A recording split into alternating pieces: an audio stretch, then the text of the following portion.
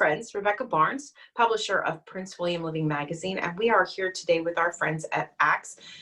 We are going to be talking about domestic violence and some of the programs that ACTS has in order to assist the community. So first we're going to talk with Terry. Terry, tell us what your role is and a little bit about what you do. I mean, most people know that ACTS does food and they've got a food pantry.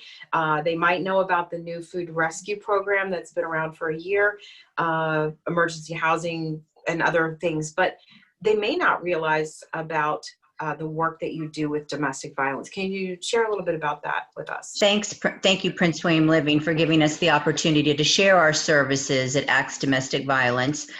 People generally know us as Turning Points in the community, but we now go by ACTS Domestic Violence Services, but do know that it is still Turning Points.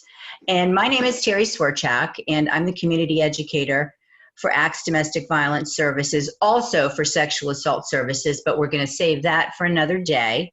My job is to go out in the community and educate people about the dynamics of domestic violence and try to connect victims with our services. And I want you to know, there's a couple things I want you to know. We obviously have lots of services we want to talk about, but before we get into that, there are just a couple of things I want to make sure that you all are aware of. Number one, we are the only agency in Prince William County that provides services to victims of domestic violence. We are your go-to agency. But we also are available 24/7, which means every single day, all night, all day, to help you. And you can reach us by calling our hotline, which I'm going to give you now, but we'll also, you'll be able to get it later as well. But that number is 703-221-4951. And the great thing about that number is you can, obviously, if we want you to call if you are a victim now. But maybe you've been in a past relationship where you were a victim and you haven't quite healed through the process.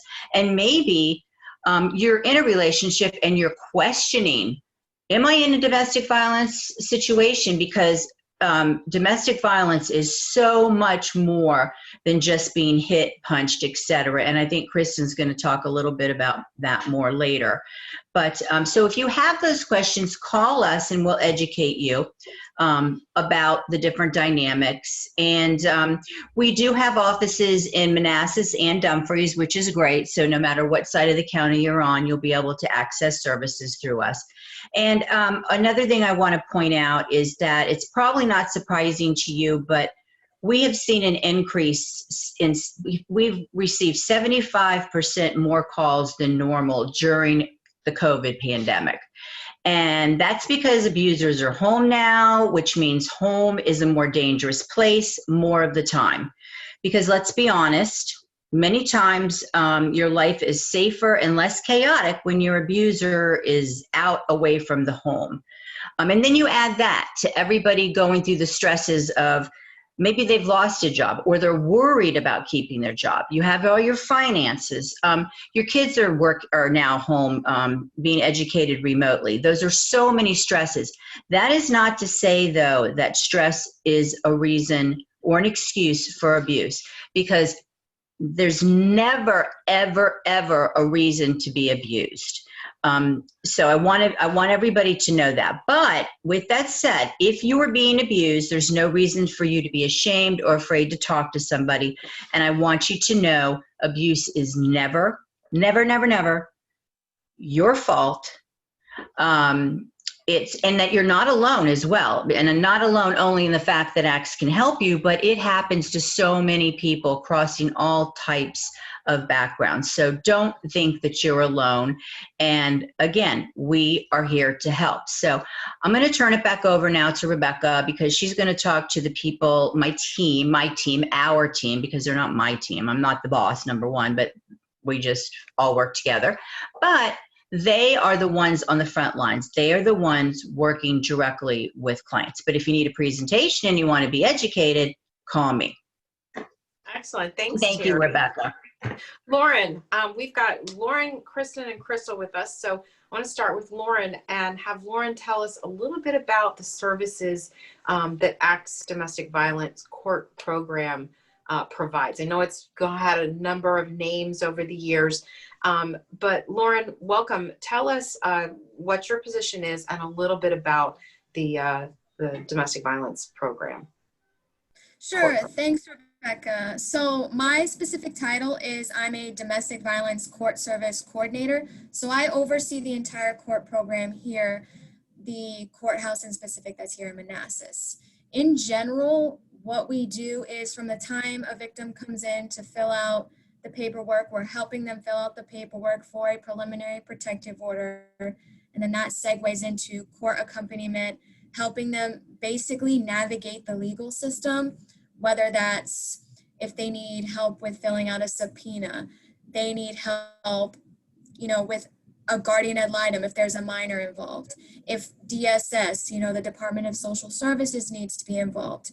We are consistently and constantly trying to advocate for our client in the courthouse and even out of the courthouse as best as we can to accommodate any and all needs. So in addition to the civil accompaniments, we also tend to do, my specific role, we'll do the criminal accompaniments also. So if there are charges involved with an offender, things like that. We also work in conjunction with victim witness. So victim witness are the people upstairs who handle more of the criminal side. So I would say all in all of our agencies are, interacting together to do the best that we can for our client. But our main program, I would say with ACTS, I can't really limit it to just one thing. We are always, moving around within the program here at court to do anything and everything that we can for the victim from the time they walk in the door at intake all the way to the time of they get the final protective order, or if not, what other services can we instill in them or give to them, excuse me. You've worked with a lot of people, or is there any, and obviously you don't name names, but is there anyone that you can think of that kind of stands out or was a situation that hasn't left you, that you've helped? Sure. The one that in my mind that comes to the forefront of my mind, this client, they were, obviously in a very physical abusive relationship. Abuse doesn't have to just mean mental or emotional and physical. It can encompass any of all three or a broad range of spectrum of the term of abuse. But this particular individual was battered to the point where the charges that were filed were 2 counts of malicious wounding and then 1 count of assault and battery on a family member. This individual had to go to the ER. They weren't able to go back to work. Their injuries were very severe to the point of hospitalization and then physical therapy after the fact of the incident. So the abuse in of itself stuck out to me. However, what resonated with me more was their resiliency and their autonomy after the abuse had happened. They were more than willing to talk to somebody. They also, this particular individual, the level of trauma bonding was very strong with their offender. And with that being said, she was able to work with myself and other agencies to, get the best help that they needed. And with that being said, I can happily say to this day now that months and months and months after this particular incident, they are thriving on their own and they are not ashamed of what happened. They've come to acknowledge it was never their fault to begin with. And they actually maybe called me a couple months ago and said, I'm doing just great. And, thank you for your help and your services. But now I have this autonomy where I don't need to depend on anyone anymore. And I know that this is wrong. So for me, seeing that resiliency come out from our clients, from where they were to where they are now, is indescribable. And those are one of the many moments I feel that, you know, you impacted their life and they're very thankful for it. So. Excellent. Thank you. I know we've got Kristin and Crystal with us, so I'm going to move on to Kristin. Kristin, I know that you're dealing with adult victims of domestic violence. Can you share a little bit about the services that ACTS provides with them? Yeah, absolutely. Thank you, Rebecca, for having us on. And just thank you, Terry and Lauren. I just want to shout out that we have such an awesome, passionate team here at ACTS working with the domestic violence survivors. So my name is Kristin, and I am a domestic violence specialist for our adult program. What does that look like? I provide individual peer support, group support, and court advocacy to the survivors of domestic violence who come to seek services at our agency. I also provide on-call coverage for our lethality assessment program. My work with clients is client-centered, which means that every client that comes in, we're meeting them exactly where they're at. So like it's already been shared, some survivors are still in their relationships. Some survivors are thinking about leaving. Some survivors have left. But it's anybody seeking support in addition to what they're going through right now. Domestic violence can look really different, or it can look similar on the outside, but every client's experience is unique and individual to them. So it's about remembering that they are the experts of their stories. So some of the work I do, well, a lot of the work I do is collaborating with survivors, not telling them what to do, but working with them, assessing safety, creating safety plans, always back to safety, safety, safety. And then also helping clients to prioritize their needs and wants, and educating them about domestic violence. I find that educating using tools like the power and control wheel, red flags, green flags, and the equality wheel can be really empowering for a survivor. It might be the first time that they feel validated in their experiences, that they feel seen and heard in their experiences. So those are some of the, and right now with COVID, because of COVID, you know, we are providing services via Zoom and on the phone, and hopefully once COVID goes away, we'll be meeting with clients in person, but we are always available to meet with clients right now. Excellent. Now, if there was one thing you'd want to share with people about domestic violence, what would that be? So I think right now, especially with COVID, one of the things that I'm finding more and more and seeing in trends with my clients is that I'd just like to share that it's more than physical abuse in intimate partner relationships. A lot of clients are seeking services who are experiencing financial abuse, who are experiencing sexual abuse, who are experiencing emotional and psychological abuse. You know, domestic violence is all about power and control, and like Lauren shared, it can manifest in so many different ways. If it's okay, I'd like to share just a client story in regards to that. I'm working with a client now whose partner never physically abused them, but they experienced years and years of emotional and psychological abuse. So when they came in, they really felt like they had no idea who they were. They felt like they had been beat down, that everything was their fault, and they carried a lot of shame. And working with this client over time, you know, they've begun to find their voice, and they've begun to feel empowered in using that voice in relationships.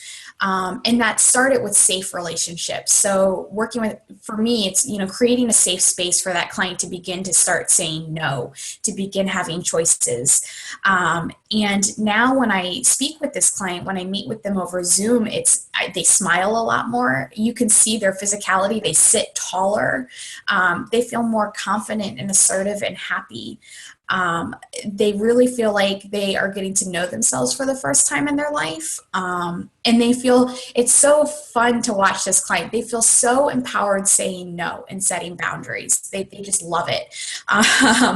And, you know, for me, it's really a true honor, kind of like, again, like Lauren was sharing, it's a true honor for me to be able to bear witness to our clients' stories, and then to watch them have the courage to put in the work to change their own lives. Amazing. Excellent. Thank you so much. We also have Crystal with us, and would love for Crystal for you to share a little bit about the service that you provide for the Hispanic and Latino communities in regards to domestic violence, as well maybe a little bit about your children's program.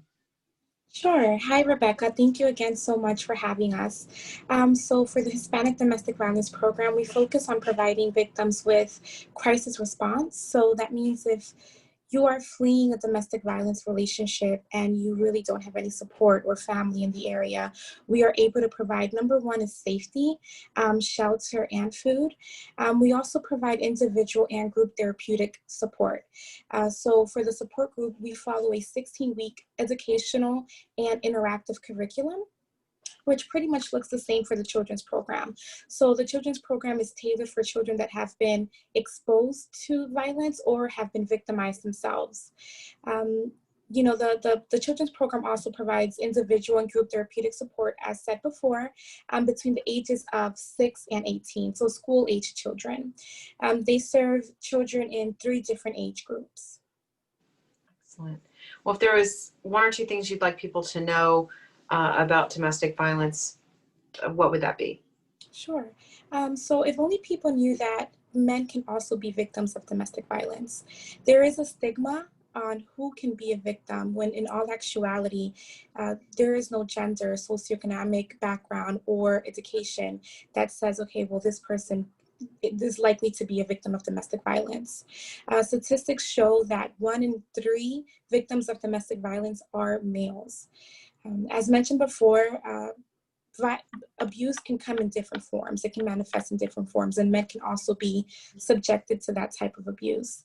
And I remember working with a male client who was very embarrassed and ashamed at the fact that, you know, he was in a domestic violence relationship and his partner pretty much controlled his everyday life, isolated him from his family and his children. So that was very, very difficult for him to actually acknowledge. But with one-on-one support sessions, he has been able to recognize that he was a victim of domestic violence and heal from that abuse as well.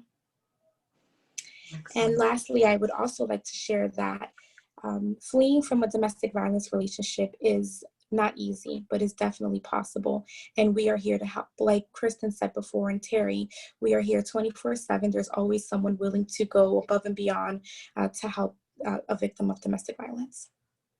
Excellent. Thanks so much.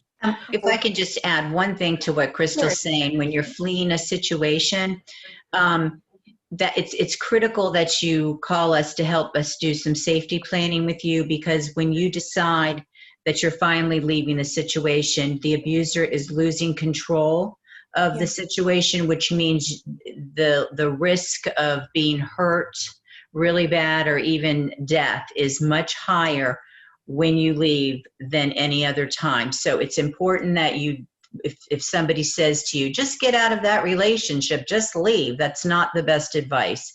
So please call us and let us help you put a plan in place before you do that. Absolutely.